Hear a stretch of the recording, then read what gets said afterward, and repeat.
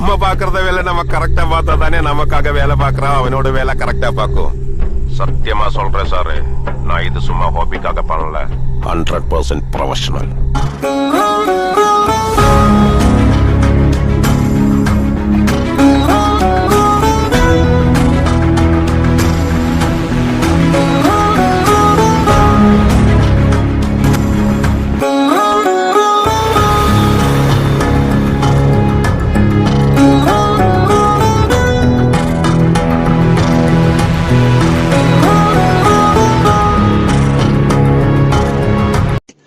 रुको जरा।